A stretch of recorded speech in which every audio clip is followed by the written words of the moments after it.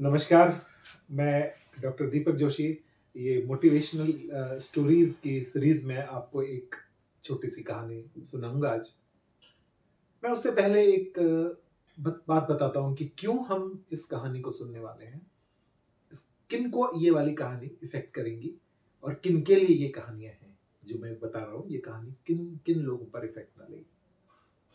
ऐसा कह लीजिए कि ये कहानी शायद हम सबके लाइफ़ में एक बार काम आएगी या कई बार काम आएगी, ऐसा समझिए। बहुत सारे स्टूडेंट्स ऐसे होते हैं कई बार कि पढ़ते हैं, उनको उनके अकॉर्डिंग मार्क्स नहीं मिलते हैं और फिर वो हताश होते हैं। हम लोग अपनी लाइफ में बहुत सारे रिलेशंस ऐसे होते हैं जिनमें हम अपने उनके अकॉर्डिंग हम लोग काम करते हैं, हम अपना एफर्ट्स भी डालते हैं, लेकिन हमको वहाँ से जो रिटर्न होना चाहिए वैसा नहीं मिल पाता है, ऐसा हमें लगता है।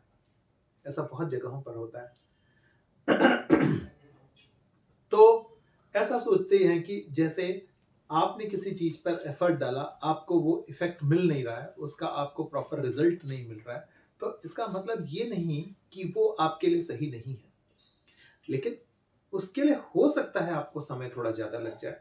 आपने अगर मेहनत ईमानदारी से की है तो उसका प्रतिफल आपको अवश्य मिलेगा, चाहे वो प्रत्यक्ष मिले चाहे परोक्ष मिले, परंतु वो मिलेगा अवश्य। एक कहानी के रूप में मैं आपको ये बात बताना चाहता हूँ। पहले ज़माने में क्या होता था कि एंटरटेनमेंट के ऐसे कोई साधन नहीं हुआ करते थे। अभी तो मूवीज़ होती हैं, हम यूट्यूब चैनल में देखते हैं और हम टीवी देखते हैं, बहुत सारे एंटरटेनमेंट के साधन हैं, हम गाने सुनते हैं, बहुत सारी चीज़ें हैं। हम कहीं जा सकते हैं, ऐसा पहले नहीं होता था। तो पहले क्या होता था कि स्वांग रचा जाता था, यानी या तो म्यूजिक होता था एक एंटरटेनमेंट का साधन या फिर वो स्वांग रचा जाता था।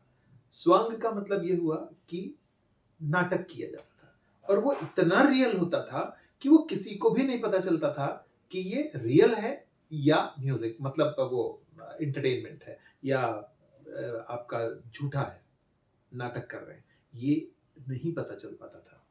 यानी आपके बीच में से ही कोई एक ऐसा हो जाता था जिसको आपको लगता था कि ये ड्रामेटिक नहीं है, ये बिल्कुल असली में ये सब कर रहा है। जब सब लोग, पूरे लोग विश्वास कर चुके होते थे उस पे, तब वो बताता था कि मैं स्वांग रच रहा था। इसे कहते हैं स्वांग, जिसका मतलब ऐसा ड्रामेटिकल एक्ट था कि वो रियलिटी और उसमें फर्क कर पाना दुनिया के लिए बहुत मुश्किल हो जाता था।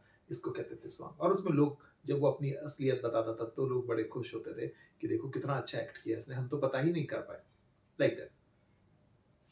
बहुत पुराने समय की बात है, एक राजा था, उसने एक ऐसे ही स्वांग रचने वाले को, ऐसे प्रोफेशनल्स होते थे जो स्वांग रचते थे, तो राजा ने उस प्रोफेशनल को बोला, स्वांग रचने वाले को, तुम ऐसा करो, महात्मा का स्वांग लेके आना। तो उसने बोला कि महात्मा का स्वांग के लिए तो मुझे बहुत टाइम लगेगा, उसके लिए तो मुझे पढ़ना पड़ेगा, मेहनत करनी पड़ेगी, बहुत सारी किताबें पढ़नी पड़ेंगी, तब मैं महात्मा बन पाऊंगा, ऐसा थोड़ी कि मैं महात्मा बन सकता हूँ। तो राजा ने कहा कि तुमको जितना टाइम लगता है तुम उतना टाइम लो, लेकिन तुम महात्मा का स्वांग लेके ही आओ। राजा इस बात को बोल के भूल गया, लेकिन वो जो स्वांग रचने वाला था, वो स्वांग रचने वाला जो है वो अपनी तैयारी में लग गया। वो 2 साल तक बहुत गहन अध्ययन करता है कि जैसे एक महात्मा को बहुत सारे किताब, वेद, पुराण, ये सब उपनिषद, ये सब चीजें आना चाहिए, वो सब की वो स्टडी करता है और 2 साल में बिल्कुल तैयार हो जाता है। एक दिन क्या होता है, उस राज्य में कोई एक साधु आता है और साधु आके एक पेड़ के नीचे बैठ जाता है और वहां पर बैठ के वो अपना प्रवचन देना शुरू कर देता है। लोग धीरे धीरे धीरे धीरे वहां पर आने लगते हैं और सुनने लगते हैं, उसको सुनने लगते हैं। जब वो उसको सुनने लगते हैं, लोग वहां पर आने लगते हैं, उसको सुनने लगते हैं, तो वो जो है भीड़ बढ़ती हुई दिखने लगती है। जब भीड़ बढ़ती हुई दिखेगी वहां पे, तो दूसरे राज्य के राजा भी आने लगते हैं। उनको लगता है कोई इस राज्य में कोई महान आत्मा आई है, महान साधु आया है और उसके लोग आशीर्वाद लेने जा रहे हैं, पूरी दुनिया उमड़ रही है वहां पे, तो दूसरे राज्य के राजा भी आते हैं।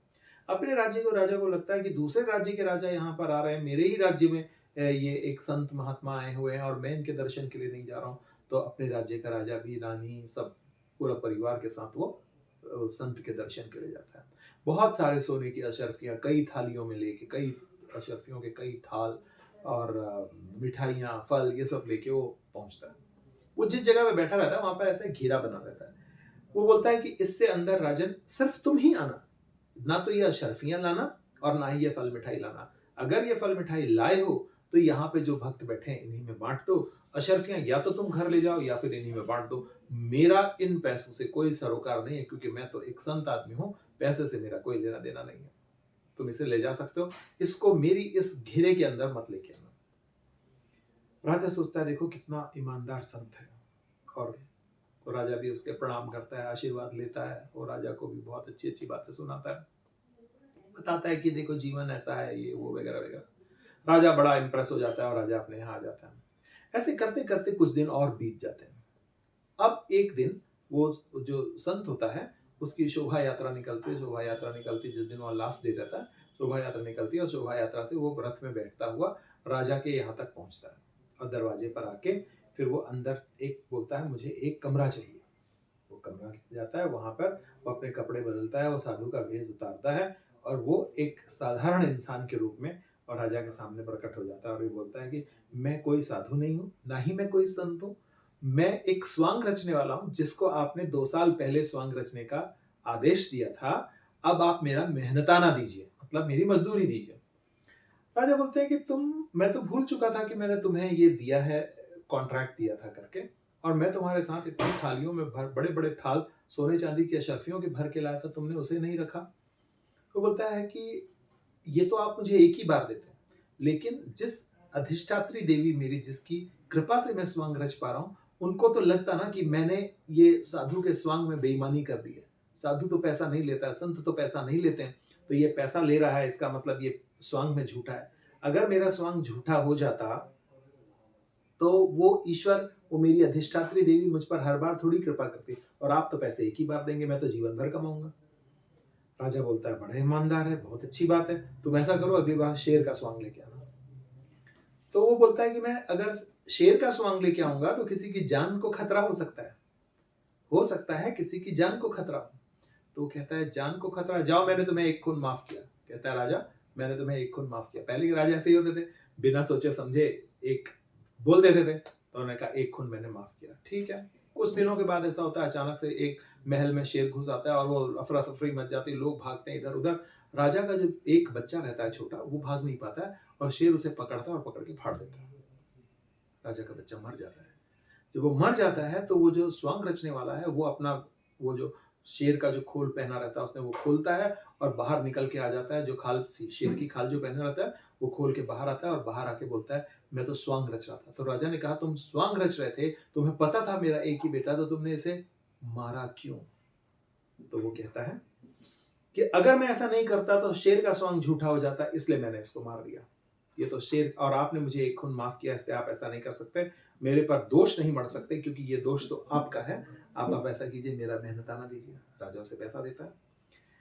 राजा के बगल में एक नाई खड़ा होता है। नाई बोलता है इनसे कहिए कि सती का स्वांग लेके आए, यानी सती बन के आए। वो कहता है सती का स्वांग। राजा कहता है यस, सती का स्वांग लेके आओ आप, और अब सती होना है आपको। तो बोलता है उसमें उसके लिए तो डेड बॉडी चाहिए, शव चाहिए। उन्होंने कहा हमारे राज्य में कोई ना कोई मरा होगा, आज ही मंगवा देते हैं, आज ही तुम करो। तो शव यात्रा निकाली जाती है, इसको सजाया जाता है दुल्हन की तरह, और ये शव के साथ जो है चलता है, और नदी के किनारे चिता बनाई जाती है, इसमें इसको बिठाया जाता है, और इसके ऊपर शव का सिर रखा जाता है, और बल्लियों से पूरा भर दिया जाता है ताकि ये बाहर न भाग पाए। उसके बाद क्या होता है कि अचानक से बारिश आती है, बाढ़ आती है, और लोग, पूरा गांव वाले जो भी इसको, वो राज्य के लोग जितने भी उसको जलाने के लिए आए होते हैं, वो सब भाग जाते हैं, अफरा तफरी मच जाती है, और ये बाढ़ में लकड़ी पकड़ के, बल्ली, बड़ी मोटी बल्ली पकड़ के लकड़ी से तैरता तैरता दूसरे किनारे चले जाता है।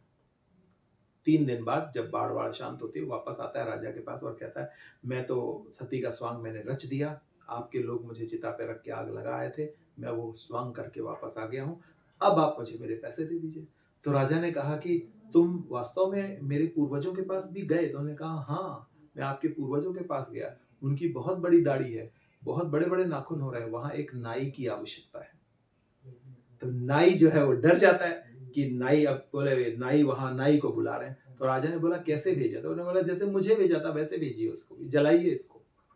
तो नाई जो है वो डर जाता है, वो इसके पैर पकड़ लेता है और माफी मांगने लगता है, मुझसे गलती हो गई, मुझे माफ करो। तब उस समय ये जो स्वांग रचने वाला है वो ये कहता है कि अगर आपने ईमानदारी से मेहनत की है, और आपने अगर किसी तरह की कोई बेईमानी नहीं की है, बहुत ईमानदारी से मेहनत की है, तो चाहे कितनी भी विपरीत परिस्थिति हो जाए, ईश्वर आपकी मदद करने आते हैं और आपको उस विपरीत परिस्थिति से निकालते हैं, वो आपके लिए सहायक होते हैं। तो ये एक छोटी-सी कहानी है, जिससे आपको ये समझ में आता है कि चाहे हमारी परिस्थितियाँ कितनी भी विपरीत हो जाएँ, चाहे वो एडवर्स सिचुएशन आ जाए, कंडीशंस हो जाएँ, लेकिन हम अपने काम के प्रति ईमानदार रहें, तो उसी से हम ईश्वर हमारी मदद करेंगे और हमें इस जितनी भी एडवर्स सिचुएशंस होंगी, उनसे बाहर निकालेंगे। ये थी आज की एक मोटिवेशनल स्टोरी। आप हमारे चैनल को लाइक कीजिए, सब्सक्राइब कीजिए और ऐसी और बहुत सारी मोटिवेशनल स्टोरीज़ और बहुत सारी स्टोरीज़, बहुत सारी जानकारी को देखने के लिए आप हमारा चैनल देखते रहें। नमस्कार।